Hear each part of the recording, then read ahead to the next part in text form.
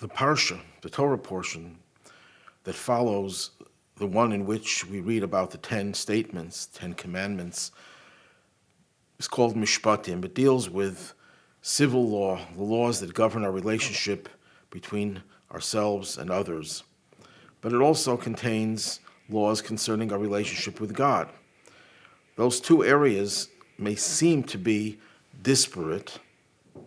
One has nothing to do with the other, but as we'll see today, every commandment that deals with our relationship with God could also be applied to our relationship with others, and conversely, every commandment that tells us how to relate to other people will also be applied to our relationship with God. I want to focus on a commandment in this week's Torah portion that tells us how to relate to a widow and an orphan. And the Torah says the following: "You shall not oppress a widow or orphan." And the Torah goes on, "If you do oppress him, if he will cry out to me, I will hear his cry, and my anger will be kindled," and so on. So the Torah here makes it very clear that we're not supposed to oppress a widow or an orphan. That sounds a little strange, why the Torah would have to tell us something so basic as not oppressing a widow or an orphan. Well, of course, you could say, well, why does the Torah have to tell us you shouldn't commit murder? Does the Torah have to tell a normal person that murder is wrong, or that theft is wrong, that adultery is wrong? And yet the Torah finds it necessary to make those into commandments. But the answer to that is that the Torah wants that we should know that when a person commits the crime of murder, it's a crime against God, not just against his fellow human being. When you commit theft, it's not just something that relates to another individual, but it relates to God himself, because it's a divine commandment.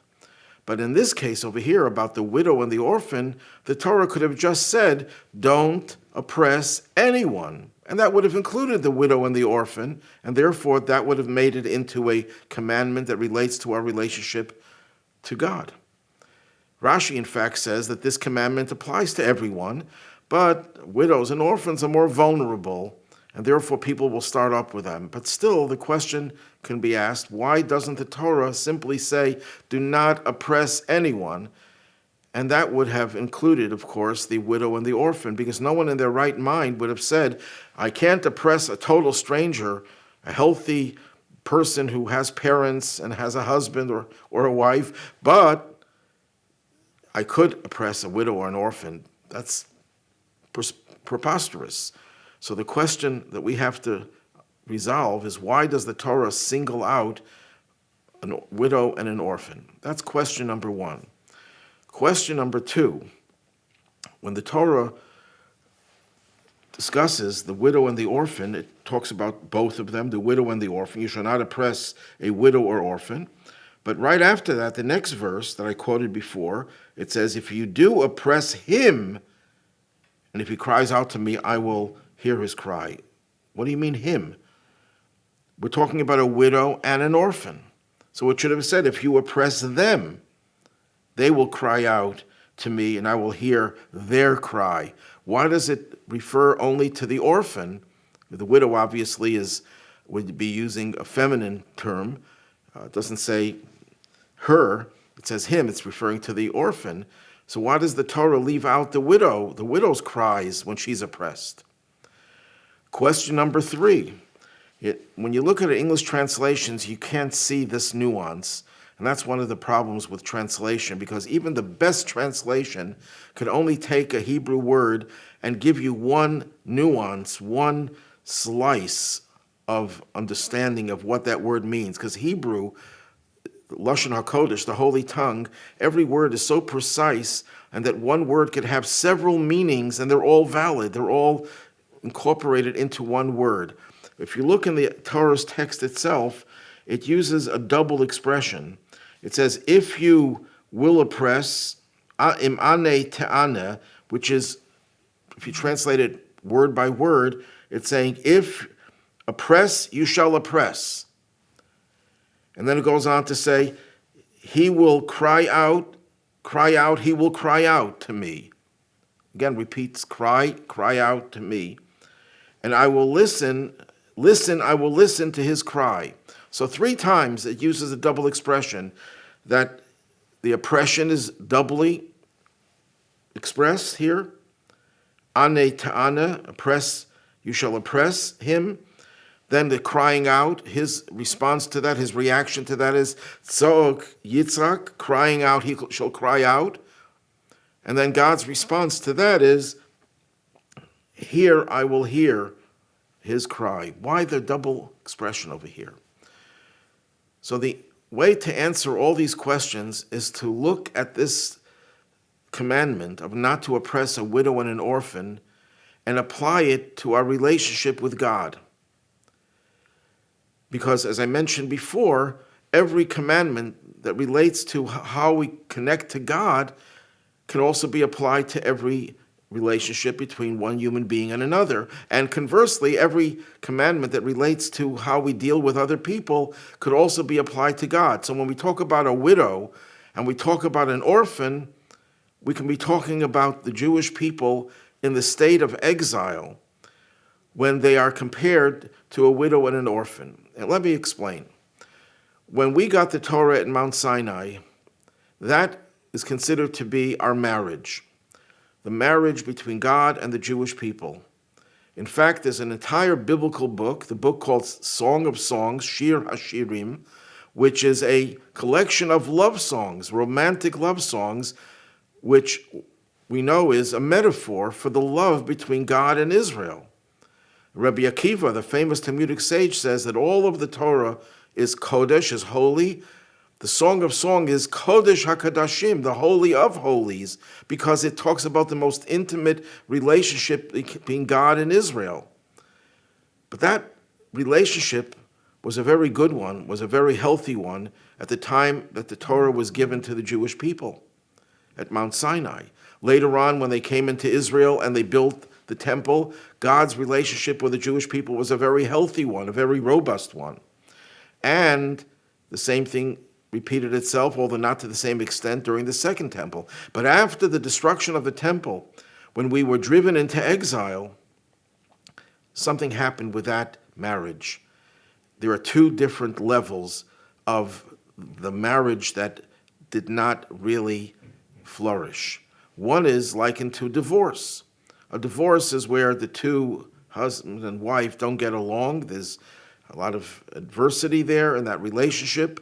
There could be hostility, there can be all sorts of negative feelings, and there's no other choice. They have to separate and divorce. And in some instances, the exile of the Jewish people from their land, that geographic distance and alienation, was translated in a spiritual alienation where the Jewish people, in certain times and certain people at certain places, rebelled against God and brought about what appears to be a divorce. Now, in truth, the biblical prophet says there is no real divorce. You cannot be divorced from God, and God will never abandon the Jewish people. But that relationship is one that is completely covered up because the hostility that exists, the negativity that exists, is what dominates. And the love is buried very deeply within the Jewish person's soul and within God's relationship with us. That's the divorce. But we're not talking about divorce here. We're talking about a widow. What is a widow? Literally, someone whose husband has died. Now, of course, what does that mean in terms of our relationship with God? This refers to someone who is not rebellious, someone who is not out to rebel against God. There's no hostility. There is indifference because exile has so crushed the Jewish people's spirit that they became desensitized and they lost their feeling for God. This is an insidious influence of exile that doesn't allow us to feel anything. So we're like a widow where the husband, for all intents and purposes, is no longer alive in our hearts and souls as a result of the galut, the exile situation. So that's the widow. the person, the Jew who has lost touch with his or her Judaism because there is no life there, there is no vibrancy, and they are likened to the widow. But then there's the orphan. The orphan is somebody who loses a parent, father and a mother. What does that mean in a spiritual vein in our relationship with God? In Hasidic thought, we're told that father and mother are metaphors for the two intellectual faculties known as Chachma and Bina. Chachma usually translated as wisdom, and Bina usually translated as understanding. But the real meaning is, Chachma is the conceptual knowledge, our ability to conceive of an idea. If you have a good idea and you translate that idea into reality, it emerges with feelings. Emotions follow. If you have an idea how good something is, if we use a simple down-to-earth analogy, you are told and you have the concept that a certain house is a very beautiful house, a very suiting house for your family. You have the idea that whets your appetite. Maybe I buy that house. Maybe I should look into that house. But it's not enough. It's only an idea. It's not really developed. Bina is where you develop the idea, you elaborate on it, you elucidate it, you flesh out the idea, and you have the entire structure of that house, all the different rooms organized in your mind, and you see how exciting the prospects are of having such a house, of owning such a house.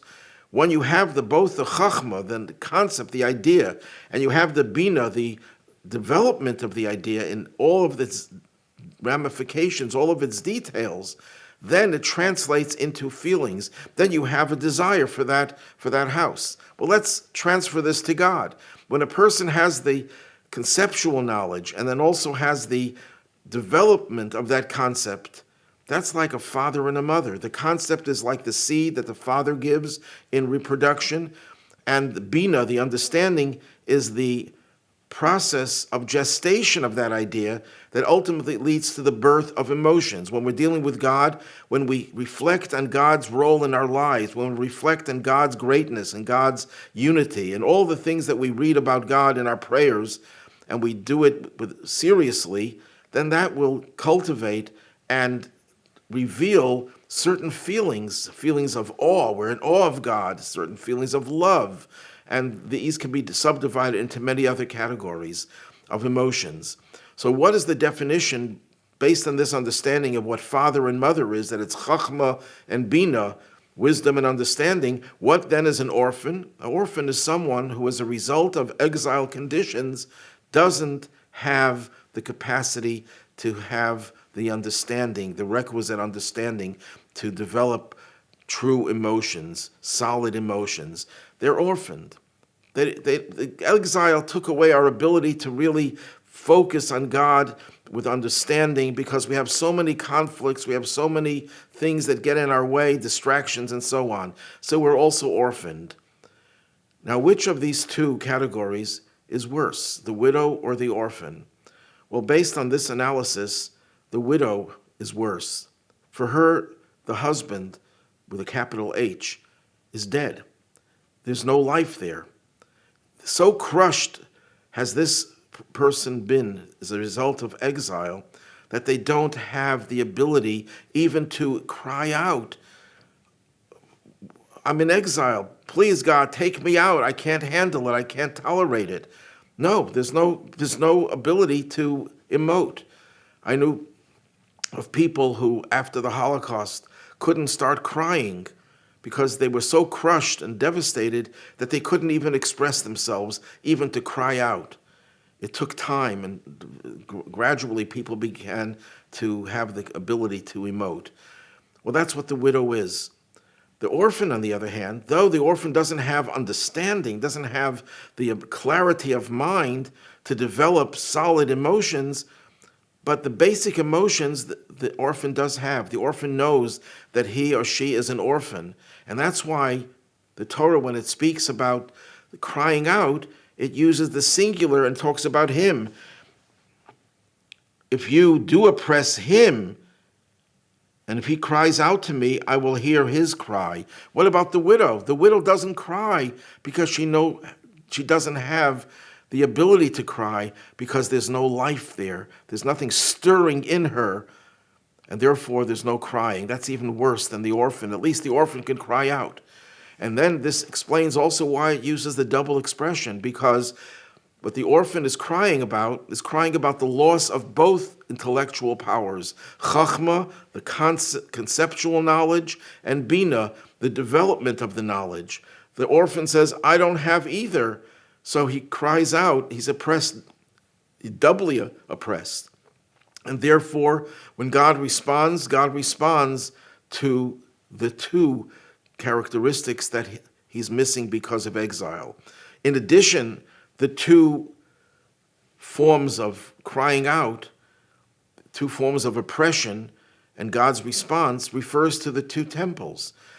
We had two temples, and each temple was destroyed for a totally different reason. The first temple was destroyed because we did not relate to God the way we should have. We were idol worshipers. The second temple was destroyed because we didn't get along with each other. We had senseless hatred. So the two temples that were destroyed brought about two forms of oppression. They desensitized us in both directions in relation to God and relation to our fellow human being. And therefore, the oppression is a double oppression. And the crying out, we cry out for both temples, because each temple had different spiritual characteristics that we lost with their destruction. And God responds by building the third temple, which will encompass both of the temples. It will have the qualities of both temples. On one hand, it'll be a temple like the first temple where God's glory was much more revealed than in the second temple. But the second temple was much more established. It lasted longer, it was larger, and it was much more in touch with the reality on the ground. We will have both of these qualities fused together in the third temple.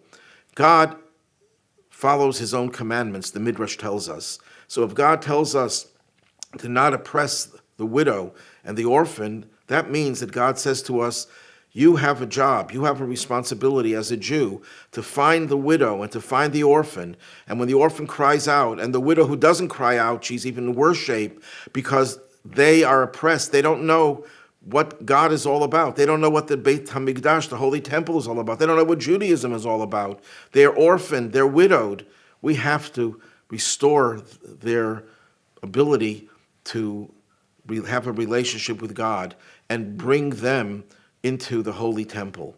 And God will certainly hear their pleas, their cries, and our efforts to help them restore their relationship with God, and he will rebuild for us the third Holy Temple imminently.